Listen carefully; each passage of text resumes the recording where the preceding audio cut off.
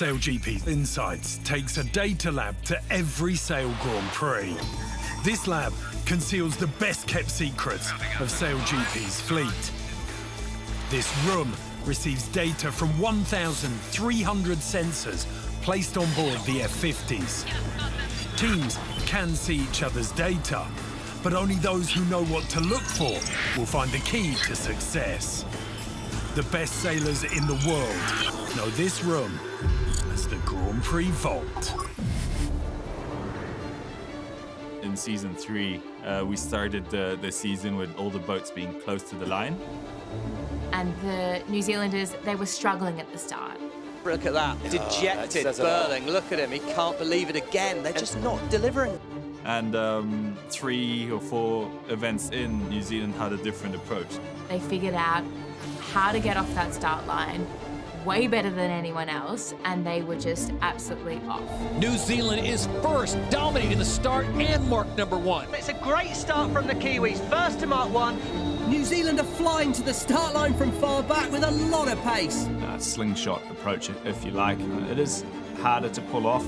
We're trying to hit the line with a lot of speed and therefore needing a lot of a run-up to try be the fastest boat on the line. You have to have gaps open up for you if you go for that approach, and you have to be very good with your timing. And it's easier said than done. They've got their starts timed perfectly. What are they doing better than everyone else to be first at the gun? What is their pre-start strategy? In the start procedures, they've got always the same strategy. So basically they enter in the box, go away from the line and tack. And the timing of this tack is quite critical. No matter what, we're gonna tack where we can kill 40 seconds.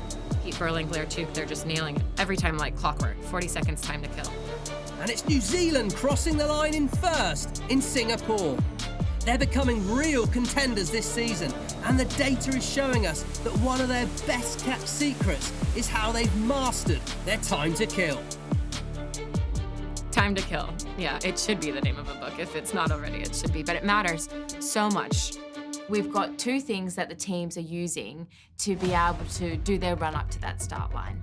There's the time to the start, which is the countdown, and then there's time to kill, which is the time that they need to get rid of before they pull the trigger and say, let's go to that start line.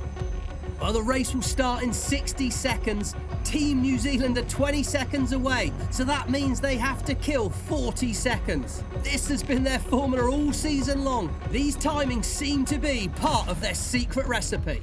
So it was this perfect formula that they had on the team. It worked so well for New Zealand. They won the most races coming into San Francisco. Welcome to the scenic San Francisco Bay. 3 races today and 2 more tomorrow will decide the final 3 teams to fight for the winner-take-all grand finale and the $1 million prize. So here we go, 46 seconds to go before the start of race number 1 in the SailGP Season 3 finale. For most of the season, the Kiwis have been tacking 40 seconds before they pull the trigger. But now, we've passed that mark and they still haven't tacked. What is going on? We were surprised then that in San Francisco they changed their tactic completely. Kiwis are still heading towards the boundary and they're in the opposite direction to the fleet. Their time to kill is getting shorter and shorter. The rest of the fleet, they're all doing their tack back to the line, and the New Zealanders are now the last boat that is sort of approaching that boundary. And finally, New Zealand decide to tack towards the line, but they're behind everyone else. This is a totally different strategy to what we've seen so far this season. We don't know why. Maybe it was because of the venue, because of something we don't really know. That's all the way to start your grand final weekend. Yeah, like why would you change something that works, right? What were they doing? Is it the pressure of the $1 million prize pot that's getting to Blair Tuke and Peter Burling? Totally not the formula they had been using. And their start sucked. I wonder what their time to kill is when they dive back. Oh, the pre-start of race 2, and it seems to me that the Kiwis are going to be late again. For some reason, in San Francisco, you look at the box on the graphic and the data, 20 seconds time to kill. 16 seconds sometimes. As we head towards Mark 1 in race 2, New Zealand are back in 6th. It's just making their races bad. Definitely switched for a more conservative procedure. I don't know why. Race number 3. New Zealand, well, they need to make something happen. They've not found any momentum in the pre-starts. Oh, again, they're right at the back. If you're one of the late approaching boats, you run out of choices and options quickly. Yeah, I wouldn't say that was our best work in those starts. New Zealand, guys, is a shocker for me as they are back in 7th. Could changing their successful starting procedure be $1 million mistake? Right now it's just like they're struggling.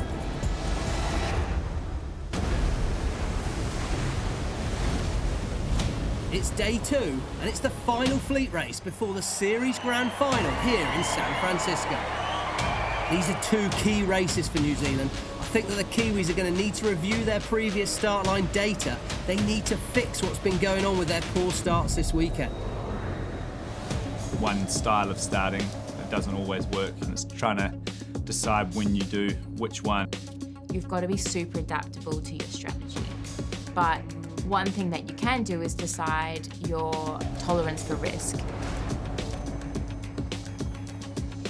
New Zealand with the early tack.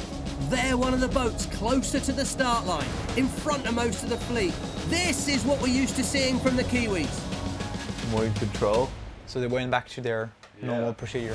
Race 5 and New Zealand once again tacking aggressively towards the front of the fleet. Certainly the data available helps us to show the patterns of what's happening in different scenarios, and then I guess it comes down to us as to how we want to use that. What that sort of signals to me is that perhaps day 1 of San Francisco, they were taking a lower risk approach. Stay out of trouble, stay out of congestion, and preserve the asset for the final. And the Kiwis go into the pre-start of the SailGP Season 3 Grand Final with their boat intact and having warmed up their classic pre-start routine, ready for that $1 million race. They never cease to surprise us, these Kiwis. It's fascinating what's happened and changed in sailing over the last 30 years, and it's changing even faster than it has over the last 10 years. Watch for the line to turn right. Go in the $1 million race here in San Francisco. We're a group that aren't afraid to make changes. That's how we approach every aspect of our sport. Understanding the data on the water during races, it's incredible. And who knows what's going to happen with AI in the future. It's changing quickly.